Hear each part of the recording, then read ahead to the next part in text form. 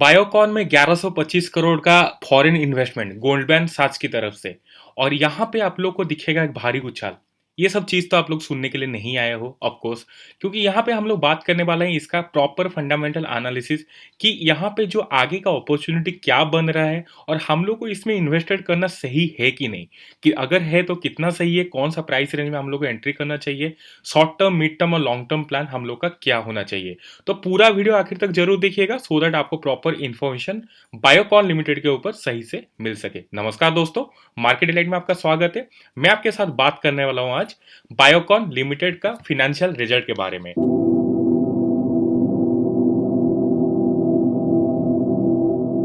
जैसे कि यहाँ पे आप लोग को दिखेगा कि जो गोल्डमैन सैच का 1125 करोड़ का इन्वेस्टमेंट, और यहाँ पे मंडे 9 नवंबर 2020 में अच्छा खासा उछाल तो दिखाएगा ही। और ऐसा भी हो सकता है कि यहाँ पे आप लोग का एक गैप अप ओपनिंग भी दिखने के लिए मिल सकता है। बट ये गैप अप कितना सस्टेन करेगा वो हम लोग का टेक्निकल एनालिसिस का जो सबसे अहम पार्ट होता है हम लोग का प्राइस एक्शन में, वहाँ पे पता चल जाएगा। तो उससे पहले मैं आप लोग को इंट्रोड्यूस करना चाहूँगा इसका जो फंडामेंटल एनालिसिस है। इसका जो स्क्रीनर डॉट कॉम में आप लोग को दिखे कि 49,776 करोड़ का एक कंपनी है जो कि लार्ज कैप कंपनी। और यहाँ पे आपका डेट का जो चीज दिख जाएगा वो दिख जाएगा 2,687 करोड़ का, राइट। तो यहाँ पे अगर 1150 करोड़ भी हो जाता है, यहाँ पे कंपनी को आ जाता है, तो यहाँ पे उसको चुकाने के लिए उतना टाइम नहीं लगा, बिकॉज इसका पास ऑलरेडी रिजर्व है 6,455 करोड़ का। तो उतना ज़्यादा इफेक्ट तो नहीं आने वाला है इस कंपनी में, खाली स्टेक इधर उधर होगा, दैट्स ऑट। ओके, तो यहाँ पे आप लोग को दिखेगा कि जो आर है 13.1% का हिसाब से है। और बाकी अगर बात किया जाए पीयर्स कंपैरिजन में, तो यहाँ पे बल्क ड्रग का जो मार्केट कैपिटलाइजेशन के हिसाब से देखा जाए तो यहाँ पे बायोकॉन का ऑन एन एवरेज लास्ट 5 साल का आर 11.61 दिखेगा। इसका मतलब है कि जो 5 साल का आर है अभी का सिचुएशन में उससे ऊपर ट्रेड कर रहा है, करेक्ट। और इसके हिसाब से अगर देखा जाए सबसे हाईएस्ट आरओसी आप लोगों को दिख जाएगा 21.63 के साथ औरोबिंदो फार्मा का। और यहाँ पे आप लोग को दिख जाएगा पी रेशियो 15.31। इसका मतलब है ऑलरेडी औरोबिंदो फार्मा का हम लोग अपलोड कर चुके हैं वीडियो, आप लोग जाके देख सकते हो। लेकिन उस हिसाब से अगर पी कंपेयर किया जाए बायोकॉन का, वो आपको काफी ओवर वैल्यूड दिखेगा। That is 66.14 P, price to earning ratio 66, मतलब यहाँ पे बहुत ज्यादा अच्छा खासा वैल्यूएशन पे ये ट्रेड कर रहा है। तो वैल्यूएशन के हिसाब से ये बिल्कुल भी सही प्राइस नहीं है एंटर करने का।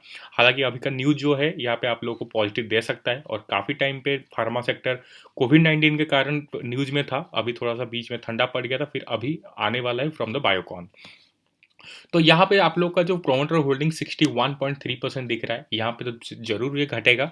और यहाँ पे जब भी घटेगा 50% से नीचे बिल्कुल नहीं आएगा। तो यहाँ पे आप लोग का कोई चिंता की बात नहीं है, यहाँ पे आप लोग सेफ हो।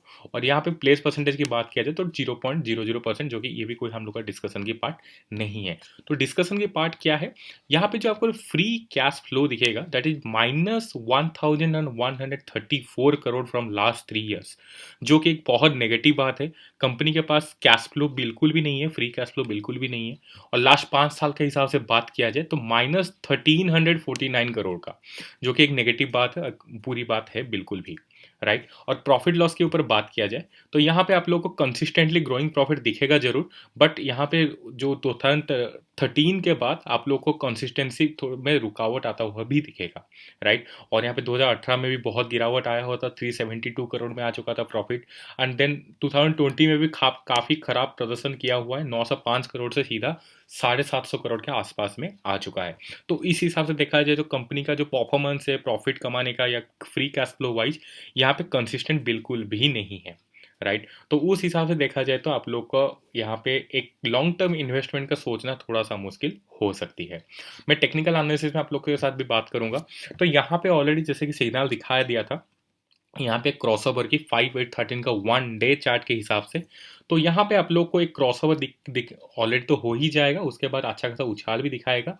और ऑलरेडी लगभग 450 तक पहुंच जाना from the short term target, ये कोई ताजुब की बात नहीं होनी चाहिए, राइट। तो 450 will be the next target, आप लोग बोल सकते हो। वो भी कैसे कंफर्म हुआ वो भी मैं आप लोगों को बताऊंगा। और यहाँ पे भी आप लोग को दिखेगा कि अच्छा खासा उछाल दिखा हुआ था फ्रॉम मार्च 2020 के बाद। और यहाँ पे आप लोगों को उछाल दिखाया हुआ है और यहाँ पे थोड़ा गिरावट के बाद और भी उछाल दिखाएगा जो कि न्यूज के कारण। और 1 मंथ के हिसाब से बात किया जाए तो यहाँ का सिचुएशन भी ऐसे ही है और यहाँ पे जो स्लोप है वो भी अच्छा खासा 45 डिग्री में है। और यहाँ पे जो 5, 8, 13 का जो एक्सपोनेंशियल मूविंग एवरेज के बीच का जो डिस्टेंस है वो हम लोग का इंटेंसिटी शो कर रहा है, तो वो इंटेंसिटी के हिसाब से भी एक उछाल आगे भी बढ़ता रहेगा। और न्यूज एक सोने पे सुहागा हो गया तो उस हिसाब से न्यूज के साथ भी ये परफॉर्म करना शुरू कर देगा।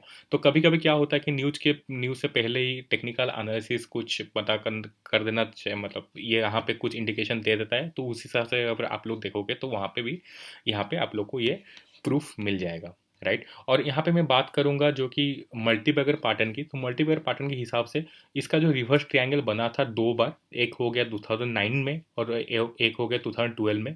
उसके बाद काफ़ी अच्छा परफॉर्म किया हुआ, लगभग 10 गुना के आसपास का रिटर्न दिया भी है।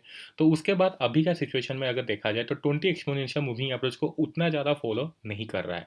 कभी भी इसका नीचे आता है, जैसे कि जो 20 एक्सपोनेंशियल मूविंग एवरेज की, तो वहाँ पे एक मौका बनता है, उस मौका पे आप लोग अगर फ़ायदा उठा सकते हैं तो आप लोग को एक अच्छा खासा उछाल दिखाने के लिए मिल सकता है। जैसे कि यहाँ पे अभी नीचे आया हुआ था और यहाँ पे आप लोग का अगर कैप्चर करना अगर कैपेबिलिटी के साथ हो पाए तो यहाँ पे कैप्चर करके आप लोग अच्छा खासा उछाल लॉन्ग टर्म, एक शॉर्ट टर्म और मिड टर्म के लिए देख सकते हो, करेक्ट। और यहाँ पे मैं बात करूँगा इसके हिसाब से, मैं आपका जो 450 का टारगेट इस हिसाब से बोला था, बिकॉज यहाँ पे जो फोर्स आया हुआ था वो 450 तक आराम से लेके खींच सकता है। तो बिकॉज इसका जो हाई है दैट इज़ 453, तो उसके आसपास बिल्कुल लिया जा सकता है। और यहाँ पे मैं बात करूँगा जो कि हम लोग का टेक्निकल आंसर सबसे रिलायबल पैटर्न है, हम लोग का जो टेक्निकल एनालिसिस का प्राइस एक्शन स्ट्रैटेजी, जो कि हम लोग का कैंडलस्टिक पैटर्न होता है। तो कैंडलस्टिक के हिसाब से कोई भी नीचे की तरफ हम लोग को नहीं दिखेगा अभी के लिए गैप अप ओपनिंग। तो यहाँ पे गैप अप ओपनिंग थोड़ा सा होने के लिए जो आप लोग बोल सकते हो कि यहाँ पे एक जनरेट हुआ है, जो कि यहाँ पे अगर मैं जूम करूँ तो आप लोग को दिख जाएगा। तो यहाँ पे आप लोग को इस पार्ट में आप लोग को एक टारगेट ले सकते हो 295। यहाँ पे एक तो वॉइड है, ये वॉइड तो कंप्लीट करने कभी ना कभी तो आएगा, तो ये वॉइड के लिए आप लोग को एक सजाग रहना है। तो ये वॉइड के लिए आप लोग को वेट करना पड़ेगा, लगभग आप लोग बोल सकते हो कि काफ़ी टाइम, अगर शॉर्ट टर्म के ऊपर बात किया जाए। बट ये न्यूज़ के कारण अभी के लिए जो 450 का टारगेट है उसके बाद ही कुछ हो पाएगा, राइट। तो यहाँ पे और फोर्स आएगा तो बहुत ज़्यादा यहाँ पे इन्वेस्टमेंट बढ़ेगा, तो ये 450 से भी ऊपर जा सकता है। तो यहाँ पे 295 का एक जो डर रहता है, जो वॉइड है वो एक डर रहेगा, ये एक हम लोग का बैकवर्ड पुश रहेगा। तो उस हिसाब से आप लोग को इन्वेस्टमेंट डिसीजन लेना ज़्यादा सही रहेगा, करेक्ट। और यहाँ पे मैं बात करूँगा, अगर यहाँ पे मैं ड्रॉ करने के लिए कोशिश करूँगा फिबोनाची रिट्रेसमेंट, तो यहाँ पे भी हम लोग को कुछ नॉलेज मिल सकता है। तो यहाँ पे जो टॉप है इसका बॉटम के साथ मैं अगर कनेक्ट करता हूँ और इसका जो इसका टॉप को मैं इसको इम्प्रूव करता हूँ आगे की तरफ, तो यहाँ पे आप लोग को दिखेगा कि 423 लेवल जो है उसको अगर पार कर जाता है तो आराम से ये 450 का लेवल आराम से टच कर जाएगा। और थोड़ा सा जो ऊपर का जो लेवल में बताया 450 तक भी पार कर सकता है, दैट इज़ 473.65, 475 तक भी पहुँच सकता है आराम से। तो इस हिसाब से देखा जाए कि बायोकॉन शॉर्ट टर्म में एक अच्छा खासा बुलिश ट्रेंड में है, तो उस बुलिशनेस के हिसाब से आप लोग उसमें आपका स्विंग ट्रेड भी कर सकते हो, पर ज़्यादा लंबा टाइम तक मत टिकना, बिकॉज यहाँ पे ऑलरेडी नीचे की तरफ एक सिग्नल आ रहा है और यहाँ पे फंडामेंटल भी उतना ज़्यादा स्ट्रॉन्ग नहीं है, करेक्ट। और यहाँ पे मैं बात करूँगा एक डाइवर्जेंस की, तो डाइवर्जेंस यहाँ पे कोई भी बना नहीं हुआ है, तो उस हिसाब से हम लोग कोई भी रिजल्ट नहीं निकाल सकते, तो उसका जो स्क्रीन है मैं सामने नहीं लाया हूँ। और कोरिलेशन कोफिशिएंट की बात किया जाए तो वो निकल के आता है 0.32। और यहाँ पे 0.32 का जो कोरिलेशन कोफिशिएंट है ऑलरेडी हम लोग का कोई भी काम को आने वाला नहीं है, बिकॉज निफ्टी के साथ उतना ज़्यादा रिलेशनशिप नहीं है। कभी भी बायोकॉन का हम लोग टेक्निकल एनालिसिस करते तो इंडिपेंडेंट बेसिस में करना, स्टैंडअलोन बेसिस में करना ज़्यादा सही रहेगा, बिकॉज इसका निफ्टी के साथ कोरिलेशन उतना ज़्यादा अच्छा नहीं है, राइट। और यहाँ पे हम लोग का जो कॉन्फिडेंस लाता है, सबसे ज़्यादा कन्फर्मेशन देता है, जो आखिर में हम लोग बात करते हैं, that is Heikens and stochastic RSI का कॉम्बिनेशन। उस कॉम्बिनेशन के हिसाब से 1 डे चार्ट के हिसाब से आप लोग दिखेगा कि ओवर सोल्ड जोन से ओवरबोट जोन को जाने के लिए कोशिश कर रहा है स्टोकेस्टिक आरएसआई। और उसके साथ इसका जो प्राइस सेगमेंट है जो कि हाइकेनसी में यहाँ पे प्रोड्यूस हुआ है, जो जनरेट हुआ है, वो भी इसको सपोर्ट जरूर कर रहा है। तो यहाँ पे भी हम लोग को दिख रहा है कि एक शॉर्ट टर्म अच्छा खासा बुलिश ट्रेंड में है, ऑलरेडी सिग्नल दे चुका था, राइट। और 1 वीक के हिसाब से बात किया जाए तो यहाँ पे आप लोग को दिखेगा वो भी ओवरसोल्ड जोन में जा चुका है और ऑलरेडी कोई भी ग्रीन सिग्नल नहीं आया हुआ है, कोई भी बाइंग सिग्नल नहीं आया हुआ है। तो इस हिसाब से एक कंसोलिडेशन मोड में रहेगा। उस 1 वीक का कंसोलिडेशन मतलब 1 डे में गिरावट भी हो सकता है और उछाल भी हो सकता है। तो उछाल ही हम लोग का रिजल्ट में निकला है हम लोग का 3-4 टेक्निकल एनालिसिस में। तो और यहाँ पे और एक जो अगर रेड कैंडल बन जाता है 1 डे 1 मंथ के हिसाब से, यहाँ पे हम लोग का ऑलरेडी ओवरबॉट जोन में चल रहा है और यहाँ पे एक रेड कैंडल तो ऑलरेडी बन चुका है, दूसरा अगर रेड कैंडल बन जाता है तो एक लॉन्ग टर्म में अच्छा खासा गिरावट दिखा सकता है बायोकॉन। तो उस हिसाब से देखा जाए तो यहाँ पे लॉन्ग टर्म में एक बियरिश ट्रेंड दिख सकता है। तो ये था हम लोग का फंडामेंटल और टेक्निकल एनालिसिस। और यहाँ पे हम लोग का न्यूज़ को कैसे रिएक्ट करना है वो भी मैं आपको बता दिया हूँ ऑलरेडी। और न्यूज़ निकल चुका है, सैटरडे नाइट को निकला हुआ था और मंडे को इसका रिएक्शन दिख भी जाएगा। और उस हिसाब से आप लोग चाहो तो एक स्विंग ट्रेड करके अच्छा खासा मुनाफा कमा सकते हो, but not for the long term investment is the Biocon, right. तो यहाँ पे ये था हम लोग का टेक्निकल और फंडामेंटल आंसर्स। कैसा लगा मेरे को एक बार कमेंट सेक्शन में बता देना। कोई भी डाउट हो वो भी पूछ लेना। अच्छा लगा तो लाइक कर देना, दोस्त लोग के साथ शेयर भी कर लेना। और ऐसे ही वीडियो चाहिए हर आप लोग का, जितना टेक्निकल एनालिसिस और फंडामेंटल आंसर हर स्टॉक में, तो वो भी पूछ सकते हो कौन सा स्टॉक का चाहिए। और बाकी चैनल को सब्सक्राइब भी कर सकते हो सो दैट आपको वो वाला नोटिफिकेशन जल्दी से आ जाए। तो आपका अपना अपना फैमिली को और अपना पोर्टफोलियो का ख्याल रखिए। अगले वीडियो के लिए मेरे को इजाज़त दीजिए। Thank you so much.